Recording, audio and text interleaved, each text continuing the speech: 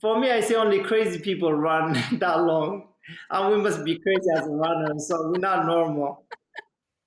Mesdames et messieurs, the greatest festival of our contemporary society, the Olympic Games, is about to begin.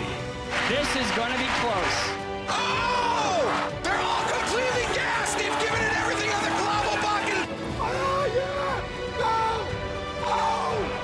Brilliant, brilliant, brilliant. But that is an Olympic championship. Ready. Hello, fans of Shuklistan, and welcome to another episode of Keep the Flame Alive, the podcast for fans of the Olympics and Paralympics. I am your host, Jill Jarris, joined as always by my lovely co-host, Allison Brown. Allison, hello, how are you today? Feeling so sporty. I tried some archery. I did some kayaking. I did some very fast walking. Very good. You had a pretty good Olympic day then. I did. I mean, it wasn't on Olympic Day. It was sort of in Olympic week. Or maybe it was Olympic Day, like Japan time. So, but yeah, I feel like, okay, I did some water, some land, not going to do any air. Okay, that's cool. Yeah, so I already caused an injury, so I got to keep it somewhat safe. Yeah, you have a pretty big bruise. I know, but I still want to try pole vaulting. Okay, we'll work on it. We'll see. Very small pole. I'm going to put it with the ski jump because ski jump is also on your list, and they do have very tiny ski jumps to start with. Yes, I'm a very tiny person, so we got to keep this size appropriate. All right, we'll work on it. You know what I did not do? What? I did not run. I can walk extremely fast, but I cannot run.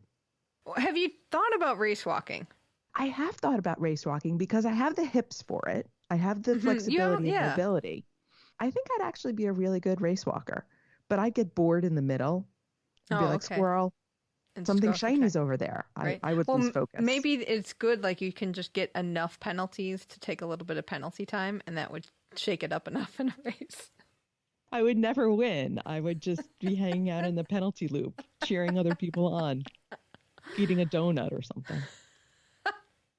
All right, let's move on to today's guest. We are talking with marathoner Abdi Abdirahman, who is the only American distance runner to have qualified for 5 Olympics. He started his Olympic career in 2000 and at Sydney, and in Athens 2004 and Beijing 2008. He competed in the 10,000 meters. At London 2012, he switched over to the marathon, and he will compete in the marathon again in 2020. He is author of the new book, Abdi's World, which will be released in August. Take a listen to our conversation, which also includes Book Club Claire, and we'll tell you why after the interview. Take a listen. So we want to talk about both the 10,000 meters and the marathon and how they work. Because that's a long time to run. We think it's a long time to run, Allison. I don't know. Abdi, do you think that it's a long time to run? No, definitely. Yeah, they're a long time. Definitely, you're running 2+ hours. So just at the end of the day, that's why I inspire.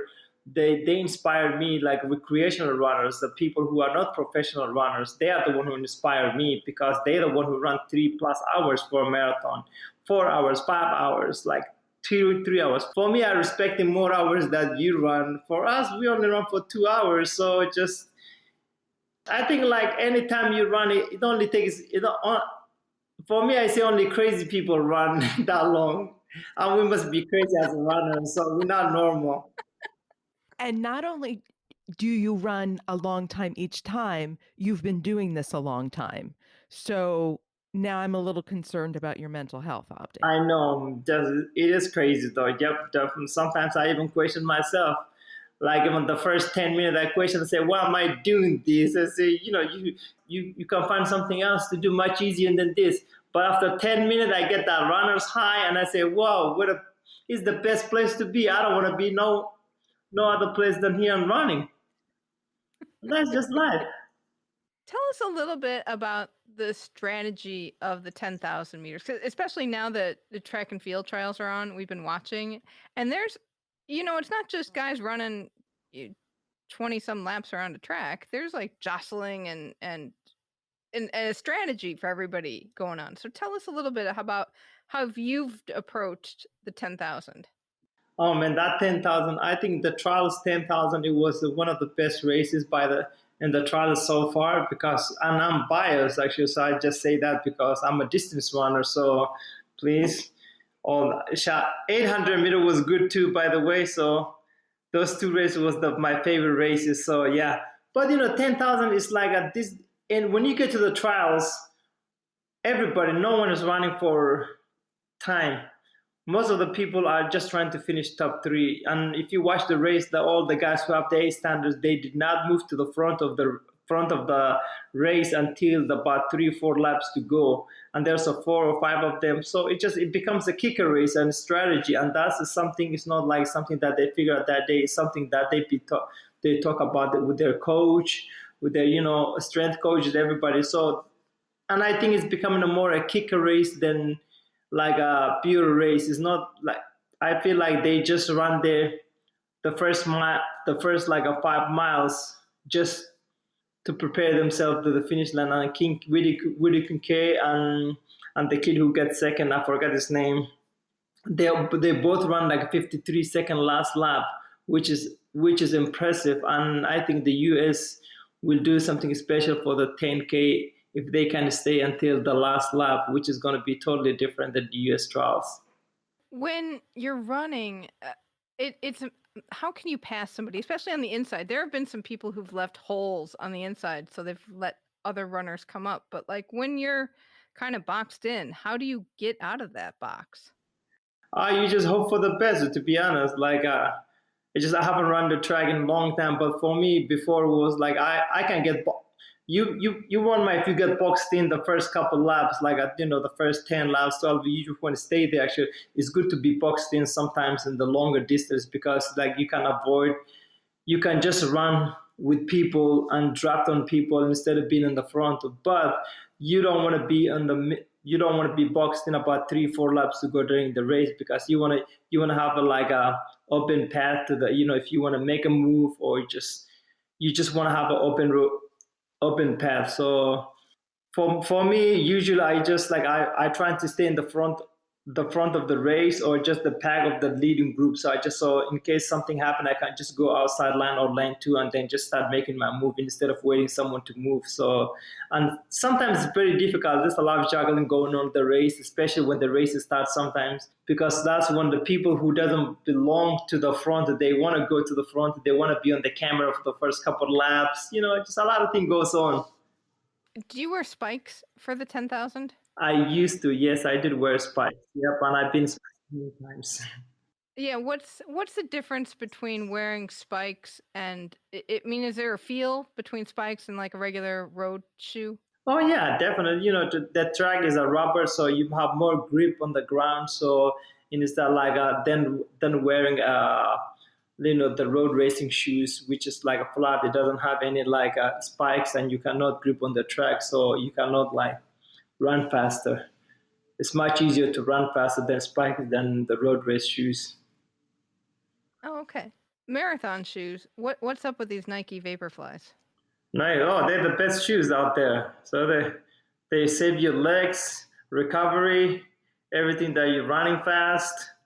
I remember, because for me, I've been around since 2000, so I have seen the Zoom normal marathon shoes to the Vaporflies now, to the Next Percent. And I have run it Zoom marathoners. I have run with those shoes. And I remember just finishing New York City Marathon in 2008, 2004. I remember when I finished the race, I say I will never run another marathon again, because my calves, everything was hurting. But when I wore the Vaporfly a couple of years ago, and I said, oh man, I didn't even run a marathon. So they basically save your legs. Because shoe technology is so interesting, because there was a lot of controversy about the Vaporflies, and World Athletics finally allow, you never realize they have limits on shoes. Yeah, but at the end of the day, and I know what they're saying, that there's a limit, but we cannot just be stuck with the one shoes the next 20, 30 years. There have to be innovation, just like anything else in life. If we want to run the shoe that we run a 1924, they were just pure leather, nothing else was in there. So if they want us to run with those shoes, then I don't know. Then we should not have electricity car. We should have nothing. We should not have innovation. So I applaud Nike, to be honest. They came up with a good idea, and other people are complaining, hey, it's a business, so it's a competition. Whoever come out with a better product will benefit. So it's just the same way goes to the cars. That's what they have in like fuel efficiency, everything. You just don't put you don't get like a 5 miles a gallon. So now you can get 30, 40 miles a gallon. And just look at the shoes the same way. When you're approaching a marathon, how do you figure out what your strategy is going to be for that particular race? In terms of the course, in terms of who's running in that race, how do you look at it? That's a great question. To be a marathon, first of all, marathon is totally different than like a shorter distance, like a 10,000 meter, 5,000 meters. So basically in a marathon, you just always want to know who's in the race, what they're capable of. But when the race goes off, when the guns goes off, everything goes out the window, to be honest, because like the marathon, first you don't go out that fast the first 6-7 miles, just as a marathon, like everybody can be there unless you're running with Kipchoge and then you're running 4:30. That's different. But for me, like I just run my own race, and basically I don't wear a watch. That's one of my strategy. If I wear a watch, usually I feel like I'm putting myself a limit what I'm capable of, because like you, instead of running how you feel, you're running with the time, so you just keep looking your watch, which I don't think is a good idea. For me, I just compete. I just get to the front. If I feel like I'm pushing too hard, outreaching, I just back off and just run comfortable pace for me and run the people that I'm capable of running with, which is most of the time I'm up in the front with the lead group. How do you fuel? I'm talking about nutrients, food. You say that you kind of just run, but I'm sure you have a plan when you are doing a marathon that you need to figure out where you need to eat, where you need to drink. What is your plan? For me, like I always tell people, I say, practice makes everything perfect. For me, my diet is something like, it's not like a day before the race or like it's something that I do daily basis, and it's a normal. I eat the same thing that I eat night before my long run. Every Sunday I do a long run, like a 20 plus miles. So night before that, I'll just eat like a normal dinner. I'll make like a spaghetti, just like a lot of carbohydrate, and that's the same thing that I do during the marathon, because I don't want to try anything new. Just because like the marathon is only one race, like every few months we might do like every year we might do 1 or 2 races, but I don't want to. I want to like my body to get used to the all year around what I eat and just my normal diet. So I don't try anything new the night before the race, and I tell people, because some people think, oh, what should I eat? They look at the athlete's plate and they say, oh, he's eating that. Maybe I'm gonna run as fast as him. So they start eating the same thing that guy eating, so they never get used to it. So they have stomach problem, or they don't like, their body doesn't perform. The digestion is not perfect. It's just like your body have to get used to the food you're eating it too. Like when you're running that long for 2 hours, and everything have to go your way. Do you have a favorite marathon, a favorite course? For me, I love Boston and New York.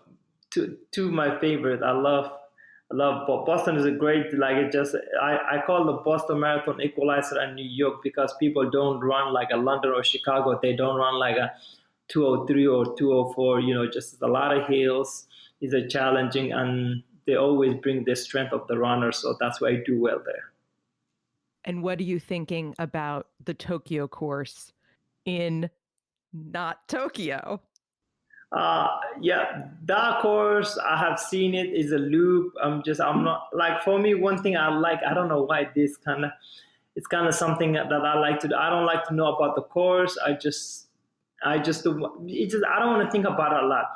I feel like the best thing for me to do is prepare myself, get fit, and just go out there and compete without worrying about what's in the course, how is it going to be, just if you're ready and you prepare yourself, you'll do well. And if you're not going to do well. So the less stress I have, the better I do. So for me, I'm not even worried about the course. I'm just worried about myself. I'm trying to get as fit as I can.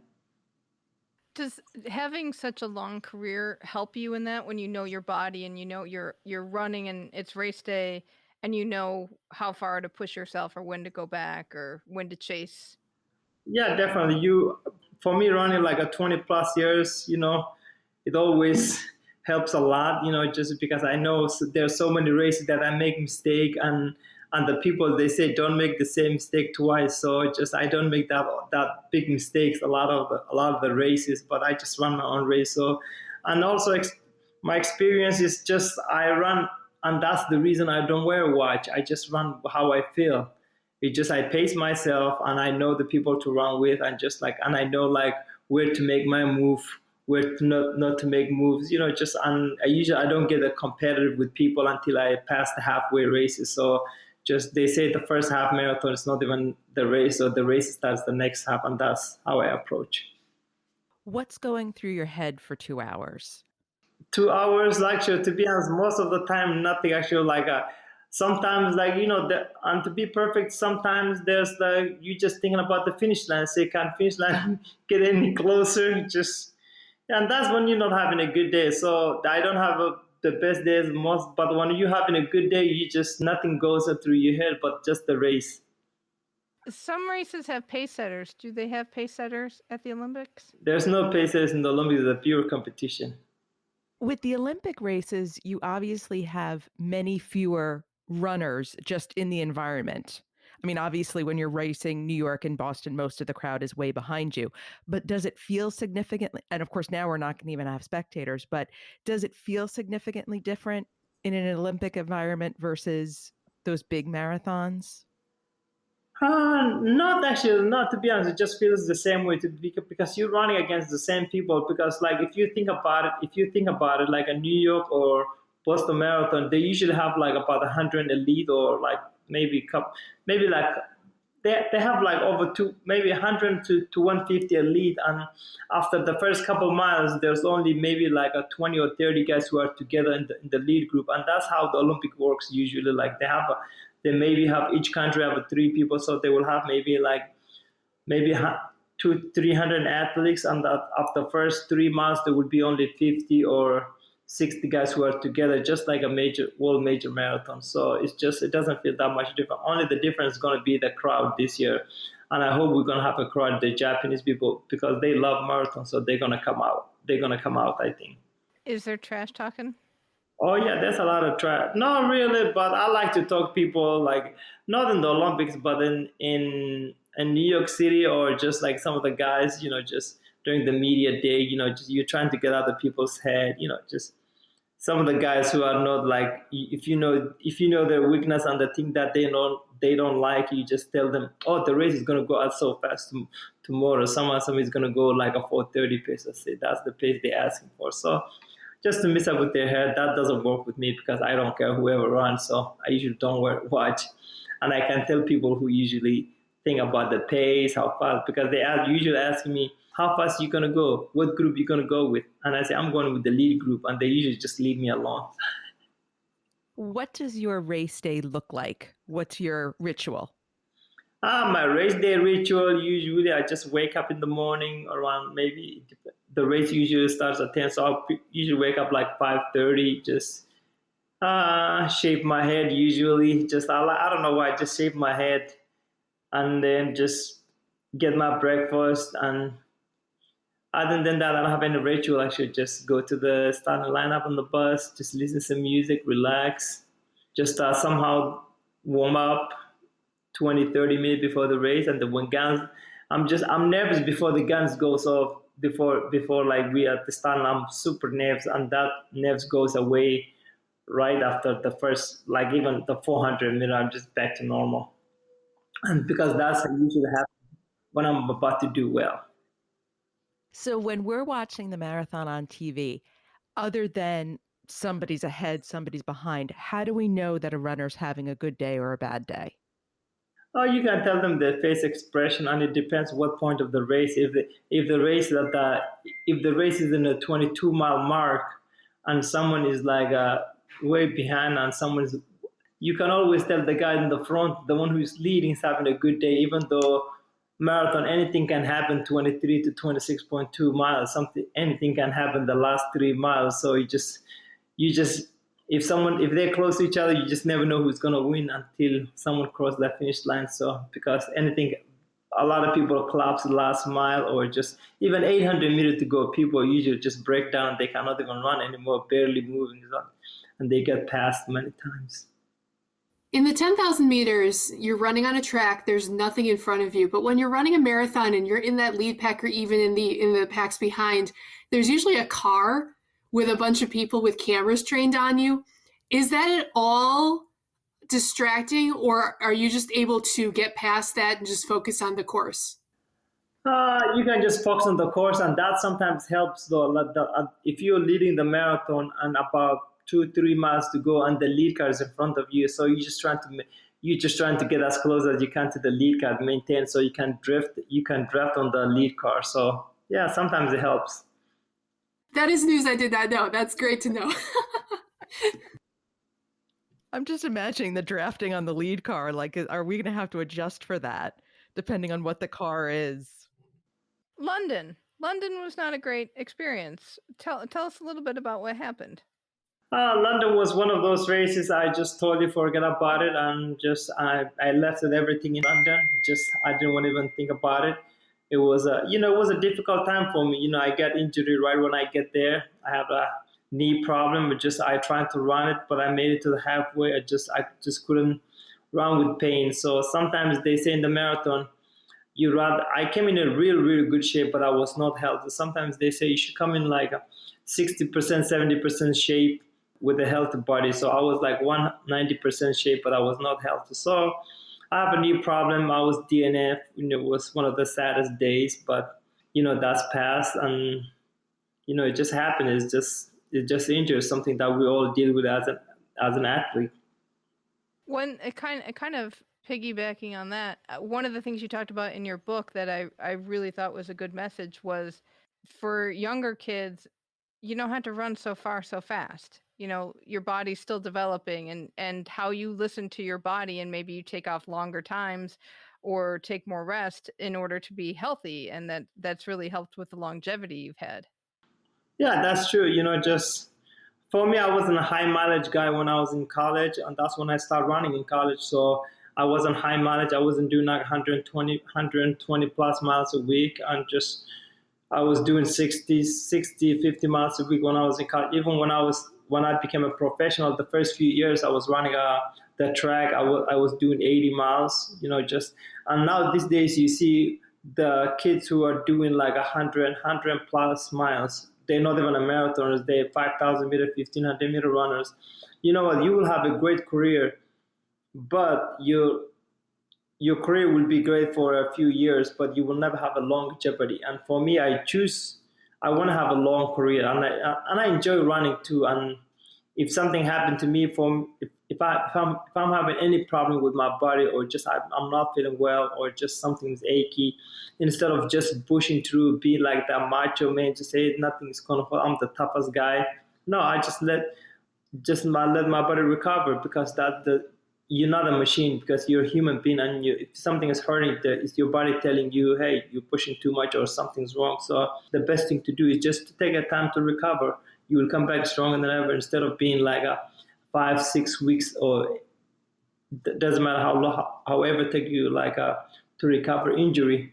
It will take you 3-4 days to recover. So instead of 4 to 6 weeks, you can take 3 to 4 days to recover. So that's the way I look at it. For me, I'm in the long term, not the short.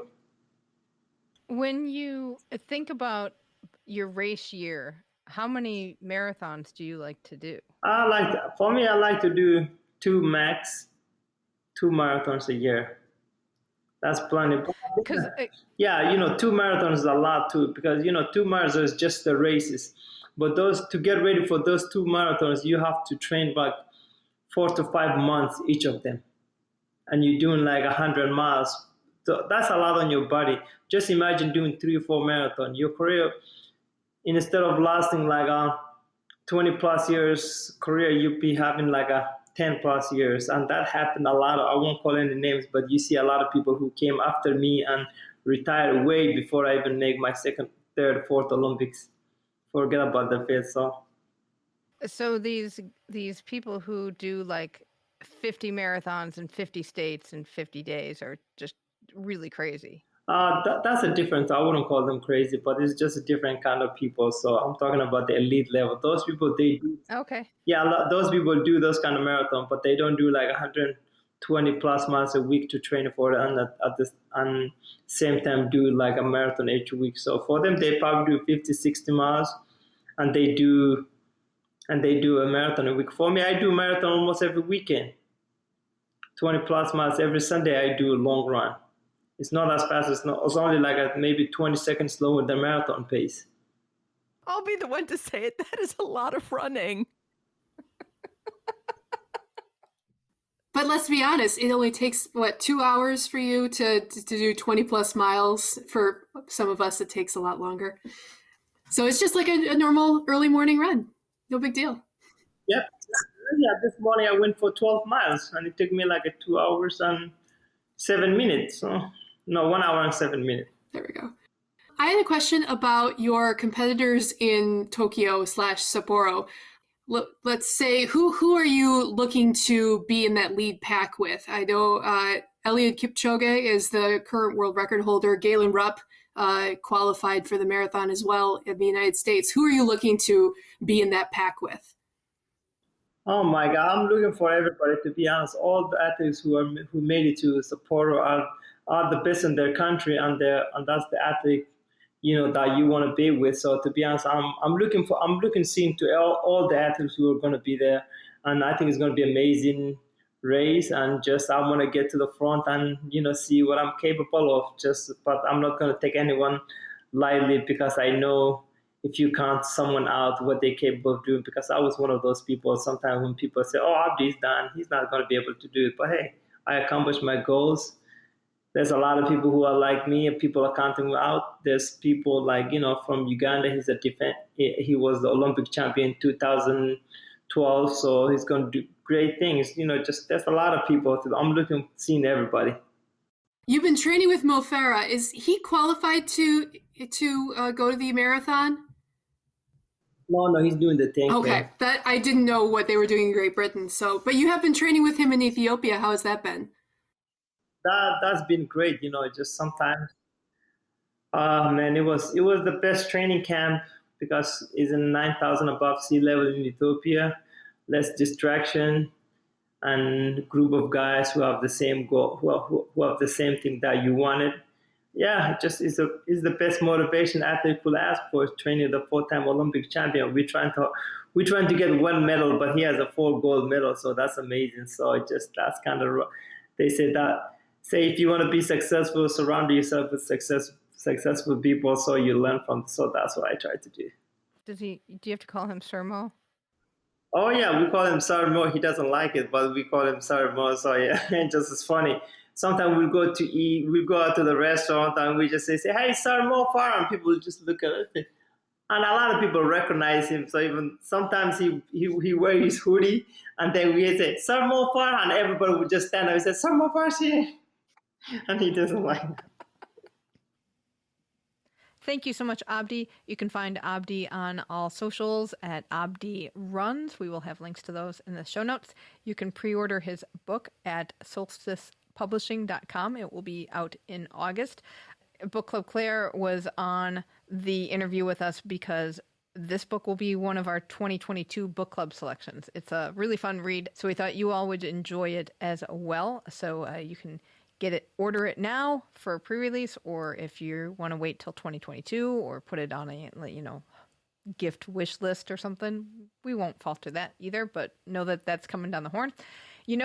He talked at the end about Mo Farah and training with Sir Mo. Sir Mo is not going to Tokyo. Oh no, Sir Mo. I know he did not. He was going to run the 10,000 again, and he did not make the qualifying time.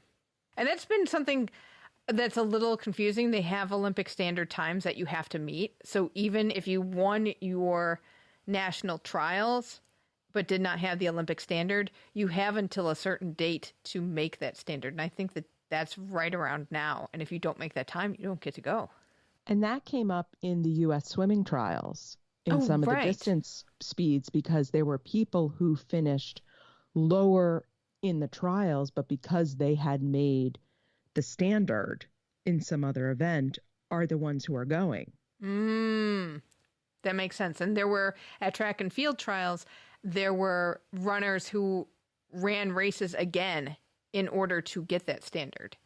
And that was interesting to watch. And I think it's something that's a little confusing, but they do have standards of times. And I bet it's like an Eddie the Eagle Edwards type of rule. Right. Where or the infamous half-pipe skier from Pyeongchang from Hungary, air quotes. So yeah, the IOC doesn't always want to have, they want to maintain standards and have the best in the world compete. And there have been exceptions. Like I know people would point to Eric the Eel from, I believe he was from Equatorial Guinea, who competed in swimming and could not swim very well. But the IOC was really trying at that point in history to be more inclusive of other countries. So they made a few spots available to countries that normally wouldn't participate in some sports. So we did see some slow swimming there, but I think they're really trying to make it be the best of the best. It's time to check in with our team Keep the Flame Alive. Welcome to Shukflastan. Citizens of Shukflastan are members of Team Keep the Flame Alive, our roster of past guests. So speaking of the best, DeAnna Price won the hammer throw at the U.S. Olympic trials. She broke her own American record twice, first in the third throw and then again in the fifth throw, where she surpassed the 80-meter mark for the first time. And she was amazing. Oh, she was good, man. So amazing to watch. I cannot wait to watch her throw at Tokyo. She's going to do fantastic, but she looks so strong.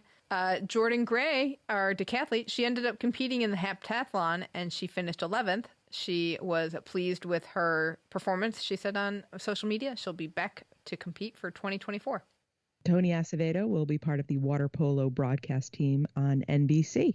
Which is very exciting. Did you see the list of announcers and broadcasters they're going to have? It's huge. I did not, so now I need to take a look. They are going to have... Tony's going to be great. He is, and he's going to add a whole lot to the water polo coverage. They're going to have 178 commentators just on NBC for all of the sports, but they've really built out those teams. So I'm excited about our coverage. I noted that the BBC is going to have like 350 hours or so of coverage, and it was just like UK gets 350, US gets 7,000. Though, as somebody in our Facebook group noted, there may be about 6,000 worth of commercials. So we'll have to see how much actual coverage we get. Right. See how tired. I am very curious about what listeners think of the commercials that they see all the time, and I can tell you already, I am tired of some of the Toyota commercials. I haven't seen it yet. You know what? I have been watching most of the trials on replay. I haven't been watching them live. Oh, okay. So I've been doing the fast forwarding, trying to get through as quickly as possible. Gotcha. Which I think is a good way to go, because then by the time Tokyo comes around and I'll be watching a lot more stuff live, the commercials will be new and fresh. So I recommend that approach. Yeah. We'll see what happens. And something like, I can imagine that Peacock's going to be showing the same 5 commercials all the time. I'm very curious. That's the NBC streaming service probably does not have the full panoply of selections. News from Madeline Mims. Listener Manu in the Facebook group posted the fact that Vera Nikolic, who was Madeline's big competition back when they competed, she was a Yugoslavian runner at the time. She passed away this year at age 72. So I forwarded that on to Madeline because the news was all in Serbian and I didn't think that it would be getting to her. And she responded right away. She was really sorry to hear the news and said she's not going to be able to go to the games. She didn't have credentials, and because of the ban on foreigners, she doesn't get to go. It would have been her 10th Olympiad to serve, so that was a little disappointing for her. She trained an Olympic chaplain to serve the track and field team, but that also shut down with the pandemic postponement.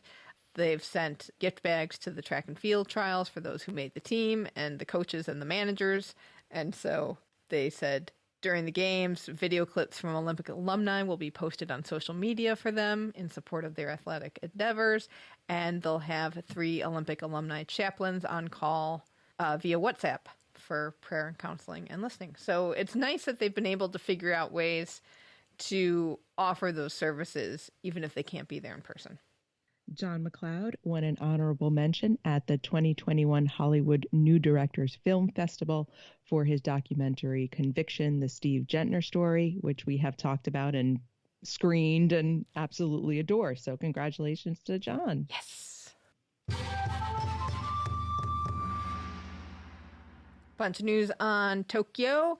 The IOC is going to relax the ban on protests a little bit.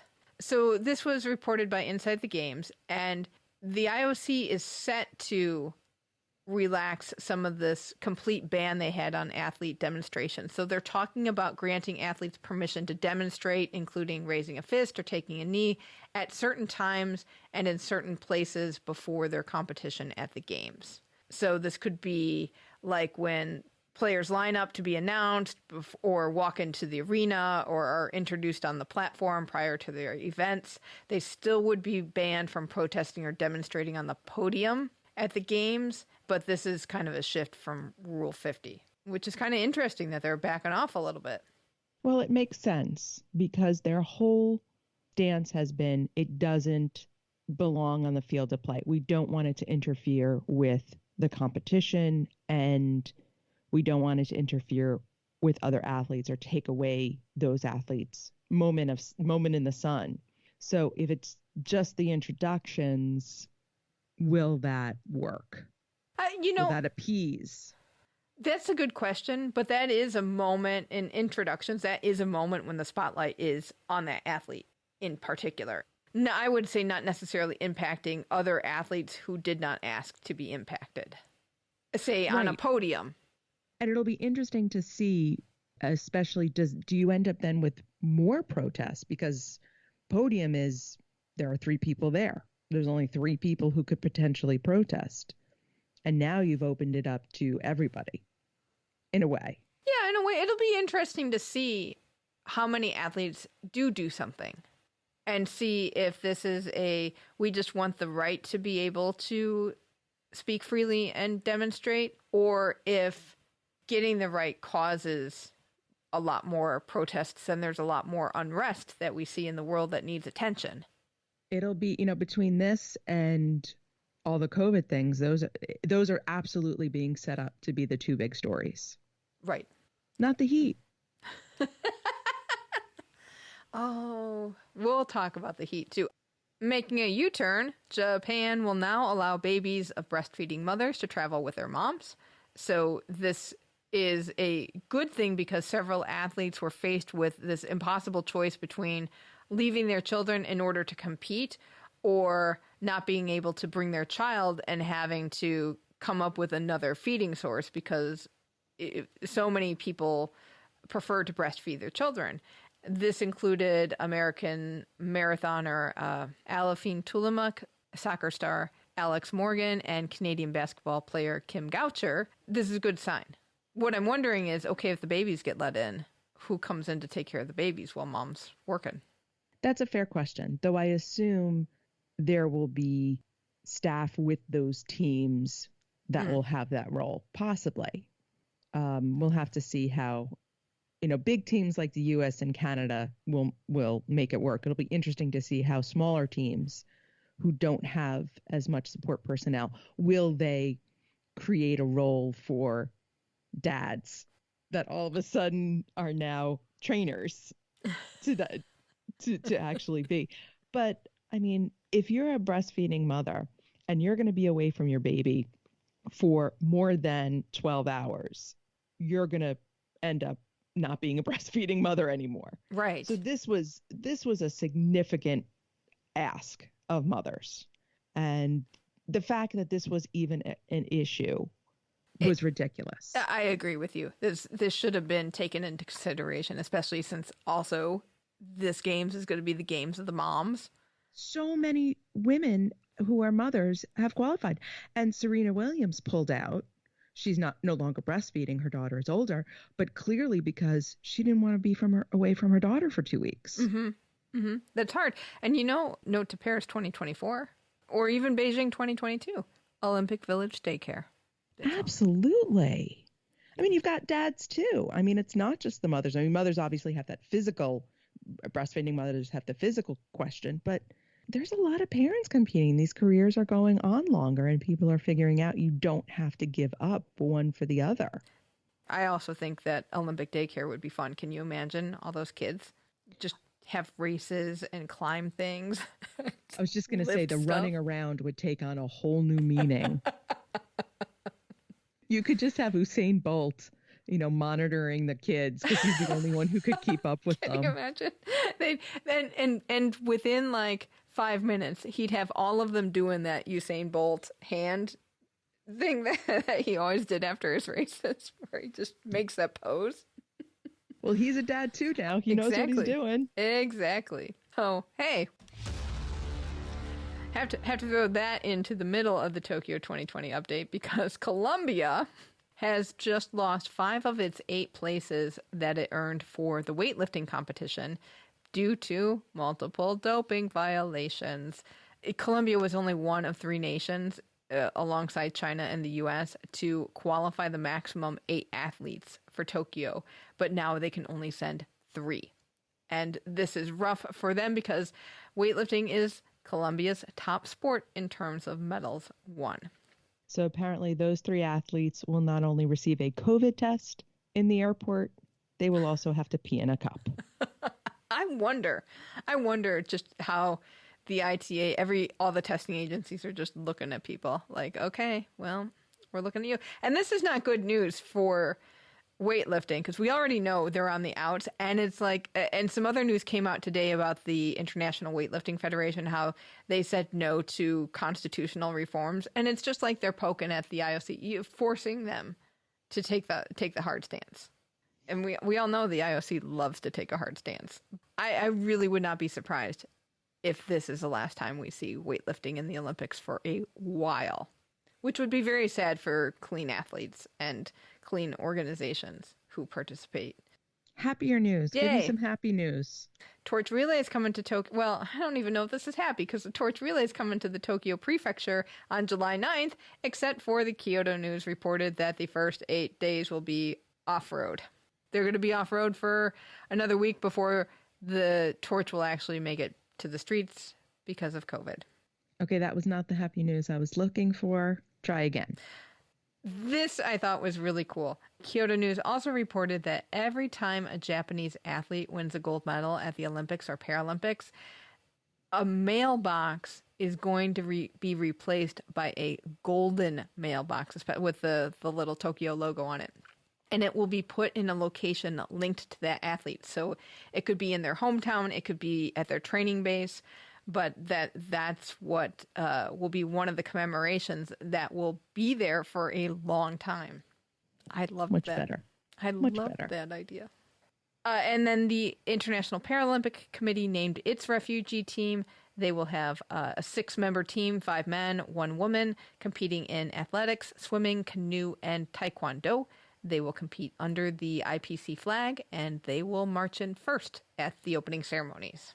Oh, that's an excellent idea. I like that. I'm excited for them. I'm excited for the Paralympics in general this year. I had a really horrible thought last night when I couldn't sleep at 4 a.m. I woke up and I said to myself, what if there is a terrible COVID outbreak during the Olympics and they cancel the Paralympics because of it? Oh, that would be horrible. So Olympians, please don't be stupid and ruin it for your fellow team members. Right. That would be horrible. That would be so sad. But hopefully not. Hopefully the Olympics will go well so that the Paralympics could get the recognition and the attention it deserves. Remember when we read Roy Tomazawa's book and about 1964, the last Tokyo Games? Mm-hmm.